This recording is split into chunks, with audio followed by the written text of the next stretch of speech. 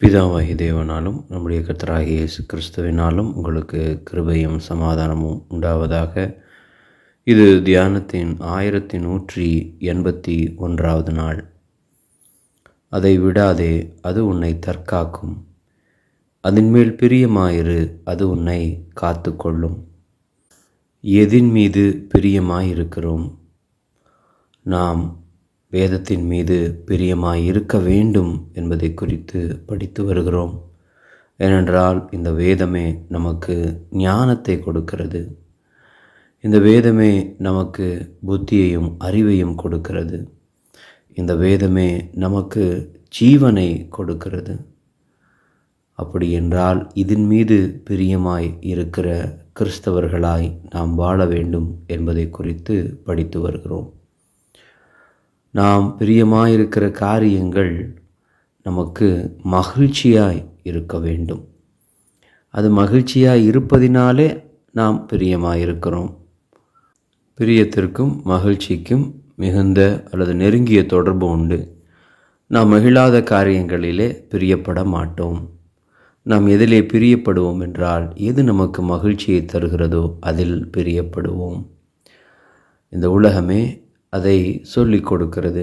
நீங்கள் எதை விரும்புகிறீங்களோ அல்லது எதை பிரியமாக இருக்கிறீங்களோ அதை செய்யுங்க என்று சொல்லுவார்கள். ஆனால் நாம் பிரியப்படுகிற காரியங்கள் நமக்கு பலனளிக்குமா அல்லது பிரயோஜனமாக இருக்குமா என்பதை பார்க்க வேண்டும். நமக்கு பிடித்திருக்கிறது அல்லது மகிழ்ச்சியை தருகிறது என்பதற்காக அதை நாம் தேடக்கூடாது, நாடக்கூடாது. இந்த உலகத்திலே மனிதனை பிரியப்படுத்துகிற நூதனமான மாயையான காரியங்கள் எத்தனையோ இருக்கின்றன. அவைகள் பிரயோஜனமில்லாதவைகளாயும் கூட இருக்கின்றன. எந்த விதமான அறிவையும் உண்டாக்காத ஒரு தெரிந்து கொள்ளுதலை, அதாவது நோயிங் சம்திங் என்று ஆங்கிலத்தில் சொல்லுவார்கள், அல்லது லேர்னிங் சம்திங், அந்த விஷயத்திலே நாம் பிரியமாக இருப்பதினாலே ஒரு விஷயத்தை கற்றுக்கொள்கிறோமா அல்லது ஏதாவது ஒன்றை தெரிந்து கொள்ளுகிறோமா என்பது வேண்டும். இந்த எந்த பிரயோஜனமும் தராத அநேக காரியங்களிலே மக்கள் பிரியமாயிருக்கிறார்கள். அது அவர்களுக்கும் அது பிரயோஜனத்தை தராது, அவர்களை சுற்றி இருக்கிறவர்களுக்கும் பிரயோஜனத்தை தராது. பெரும்பாலும் அவர்களை கெடுக்கிற காரியங்களாய் அவைகள் இருக்கின்றன. சில விஷயங்கள் அவர்களுக்கும் பிரயோஜனத்தை தருகிறது, எல்லாருக்கும் பிரயோஜனத்தை தருகிறது. உதாரணமாக உசியா என்கிற ராஜாவை பற்றி படிக்கும்போது இந்த காரியத்தை நாம் புரிந்து கொள்ளலாம். அவனுக்கு பள்ளத்தாக்கிலும் சமபூமியிலும் அநேகம் ஆடு மாடுகளும் மலைகளிலேயும் வயல்வெளிகளிலேயும் பயிர்க்குடிகளும் திராட்சை தோட்டக்காரரும் உண்டாயிருந்தபடியினால் அவன் வனாந்திரத்திலே கோபுரங்களை கட்டி அநேக துறவுகளை வெட்டினான். அவன் வெள்ளாண்மை பிரியனாயிருந்தான். அதாவது விவசாயம் செய்வதிலே பிரியமாயிருந்தான். கோபுரங்கள் மேலும் அலங்கங்கள் மேலும் நின்று அம்புகளையும் பெரிய கற்களையும் பிரயோகிக்கிறதற்கு நிபுணரான தொழிலாளிகள் கற்பித்த எந்திரங்களையும் அவன் எருசலேமில் உண்டாக்கினான். அப்படியே அவன் கீர்த்தி வெகு தூரம் பரம்பிற்று. அவன் பலப்படும் மட்டும் ஆச்சரியமாய் அவனுக்கு அனுகூலம் உண்டாயிற்று. அவன் பலப்பட்ட போது தனக்கு கேடுண்டாகும் மட்டும் அவனுடைய மனம் மேட்டிமையாகி தன் தேவனாகிய கர்த்தருக்கு விரோதமாக மீறுதல் செய்து தூப பீடத்தின் மேல் தூபம் காட்ட கர்த்தருடைய ஆலயத்திற்குள் பிரவேசித்தான். பாருங்களேன், அவனுடைய பிரியம் அவனுக்கு மிகுந்த உயர்வை கொடுத்தது, அநேகருக்கு வேலை வாய்ப்பை கொடுத்தது. பள்ளத்தாக்கிலும் அலங்கத்து கோடிகள் மேலும் வனாந்தரத்திலும் கோபுரங்களை கட்டினான் என்று வேதம் சொல்கிறது. இப்படி அவனுடைய உயர்வு, அதாவது அவனுடைய பிரியம் அவனுக்கு உயர்வை கொடுத்தது. ஆனால் அது மேட்டிமையையும் உண்டாக்கும் என்பதை மறந்துவிட வேண்டாம். உலகம் கொடுக்கிற உயர்வு நமக்கு நிச்சயமாய் மேட்டிமையை உண்டாக்கும். அந்த மேட்டிமை தேவனை விட்டு விலக செய்துவிடும். ஏனென்றால் பெருமையுள்ளவர்களுக்கு கர்த்தர் எதிர்த்து நிற்கிறார். இந்த மனிதன் மேட்டிமையாகி தூப பீடத்திலே தூபம் காட்ட ஆசாரியருக்கே உரிய இந்த காரியத்தை அந்த உசியா செய்தபடியினாலே நெற்றியிலே குஷ்டரோகம் தோன்றிற்று. தேவன் அவனை அடித்தார் என்பதை எல்லாரும் காணும்படியாக அவன் அந்த குஷ்டரோகத்தை பெற்றுக்கொண்டான். உசியா தன் பிதாக்களோடே நித்திரையடைந்த பின்பு ஜனங்கள் அவனை குஷ்டரோகி என்று சொல்லி அவனை அவன் பிதாக்கள் அண்டையில் ராஜாக்களை அடக்கம் பண்ணுகிற இடத்திற்கு அருகான நிலத்திலே அடக்கம் பண்ணினார்கள். பாருங்களேன், அவன் கடைசி வரைக்கும் ஒரு தனி அறையிலே தனித்த வீட்டிலே சாகும் வரைக்கும் வைத்திருந்தார்கள்.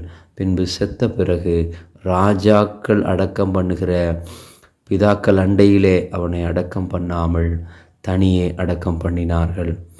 காரணம் என்ன? மனமேட்டிமை. மனமேட்டிமைக்கு காரணம் என்ன? உயர்வு. உயர்வுக்கு காரணம் என்ன? பிரியம். அவன் வெள்ளாண்மை பிரியனாயிருந்தான்.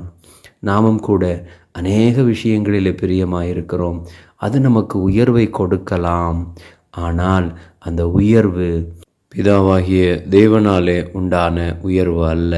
நமக்கு எப்படி உயர்வு வர வேண்டும் என்றால், அவருடைய பலத்த கரத்திற்குள்ளாய் அடங்கி இருக்கும்போது அவர் நம்மை உயர்த்த வேண்டும். நாம சில விஷயங்களின் மீது, காரியங்களின் மீது பிரியம் வைத்து நாம் நம்மை உயர்த்தி கொள்ள விரும்புவோமானால் ஒருவேளை அது நடக்கலாம். ஆனால் அது தேவனுக்கு பிரியமில்லாத உயர்வு. அது நம்மை மனமேட்டிமைக்குள்ளாக இழுத்து சென்றுவிடும். உமது வேதத்தில் நான் எவ்வளவு பிரியமாயிருக்கிறேன், நாள் முழுவதும் அது என் தியானம். பாருங்களேன், நாள் முழுவதும் ஒரு விஷயத்தை தியானித்து கொண்டிருக்கிறோம் என்றால், திரும்ப திரும்ப நினைத்து கொண்டிருக்கிறோம் என்றால், நாம் எதிலே பிரியமாயிருக்கிறோமோ அது நம்மை அறியாமலேயே நம்மை தொடர்ந்து வந்து கொண்டே இருக்கும். நம்முடைய மனதிலே ஆழமான எண்ணங்களை உருவாக்கி கொண்டே இருக்கும். அது நிச்சயமாய் செயலை உருவாக்கும். அப்படி போல நாம் பிரியமாயிருக்க வேண்டியது அழியாத இந்த வார்த்தை, நம்மை ஜனிப்பித்த வார்த்தை, நம்மை ஜீவனுள்ளவர்களாய் வைத்திருக்கிற வார்த்தை. இது நித்திய ஜீவனுக்கு நம்மை அழைத்து செல்கிற வார்த்தை. இந்த வார்த்தை எது அழியாத ஞானத்தை தருமோ, எந்த வார்த்தை இம்மைக்கும் மறுமைக்கும் பிரயோஜனமாயிருக்குமோ அந்த வார்த்தையின் மீது பிரியமுள்ளவர்களாய், அந்த வார்த்தையின் மீது பிரியப்படுகிற சந்ததியை உருவாக்குகிறவர்களாய் நாம் இருக்க வேண்டும். உலகத்திலும் உலகத்தில் உள்ளவைகளிலும் அன்பு கூறாதிருங்கள். ஒருவன் உலகத்தில் அன்பு கூர்ந்தால் அவனிடத்தில் பிதாவின் அன்பில்லை. அவருடைய அன்பை இழந்து விடுவோம் என்றால் அப்படிப்பட்ட காரியங்கள் நமக்கு தேவையில்லையே. அவருடைய அன்பினால் தானே நாம் மீண்டும் பிறந்திருக்கிறோம். அவருடைய அன்பினால் தானே நாம் ரட்சிக்கப்பட்டிருக்கிறோம். அவருடைய அன்பிற்கு தகுதியில்லாத நாம் அந்த அன்பை பெற்றுக்கொண்டிருக்கிறோமே. இப்பொழுது அந்த அன்பை இழந்து போகின்ற வகையிலே நாம் காரியங்களிலே, அவருக்கு பிரியமில்லாத காரியங்களிலே ஈடுபடலாமா? ஒரு குடும்பத்திலே தகப்பனுக்கோ தாய்க்கோ பிரியமில்லாத காரியங்களை பிள்ளைகள் செய்யும்போது அது எவ்வளவு பாதிப்பையும் சலசலப்பையும் குடும்பத்திலே ஏற்படுத்துகிறது. அப்படி போல நாம் பிரியமாயிருக்கிற காரியங்கள் எல்லாம் நம் பிதாவுக்கு பிரியமாயிருக்கிறதா? எது அவருக்கு பிரியமோ, எது அவரை பிரியப்படுத்துமோ அப்படிப்பட்ட காரியங்களிலே நாம் நம் பிரியத்தை வைப்போமா? அது நிச்சயம் நம்மை இந்த உலகத்திற்குரிய நன்மைகளையும் பெற்றுத்தரும், மறுமையிலே நம்மை கொண்டு போய் சேர்க்கும். உலகமும் அது நிச்சயம் ஒளிந்து போகின்றதாய் இருக்க, ஒளிந்து போகின்ற அழிந்து போகின்ற காரியங்களிலே நாம் பிரியமாயிருப்பதினாலே என்ன பிரயோஜனம்? அது வெறும் தற்காலிகமான பலனை அளிக்கலாம். ஆனால் அதனாலே நித்தியமான பிரயோஜனம் உண்டா? கர்த்தருடைய வேதத்தில் பிரியமாயிருந்து இரவும் பகலும் அவருடைய வேதத்தில் தியானமாயிருக்கிற சந்ததியை உருவாக்குவோமா?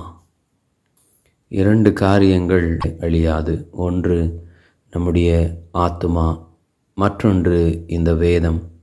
அழியாத நம்முடைய ஆத்துமாவை அழியாத நித்திய ஜீவனுக்கு ஏதுவாக நடத்தும்படியாக இந்த வேதத்தை பற்றி கொள்ள வேண்டும். அவர் நம்மீது பிரியமாயிருக்கிறார். நாமும் அவர் மீது பிரியப்பட்ட மக்களாய் வாழ்வோமா? தொடர்ந்து இணைந்திருப்போம், கிறிஸ்துவுக்குள் வளருவோம், ஜெபிப்போம். அன்பின் பிதாவே, இந்த அதிகாலை வேளையிலே உம்மை தேடும்படியாக, உம்முடைய வார்த்தைகளை கேட்கும்படியாக, படிக்கும்படியான பாக்கியத்தை எங்களுக்கு கொடுத்திருக்கிறீரே. நித்திய ஜீவன் வரைக்கும் நிலைத்திருக்கிற இந்த வார்த்தைகளின் மீது பிரியப்படுகிறவர்களாய், அப்படிப்பட்ட சந்ததியை உருவாக்க நீர் எங்களுக்கு உதவி செய்கிறதற்காய் நன்றிகளை ஏறெடுக்கிறோம். நீர் கொடுத்திருக்கிற பரிசுத்த வேத எழுத்துக்களுக்காய் உம்மை நன்றியோடு ஸ்தோத்தரித்து இயேசுவின் நாமத்தில் ஜெபிக்கிறோம் பிதாவே, ஆமேன்.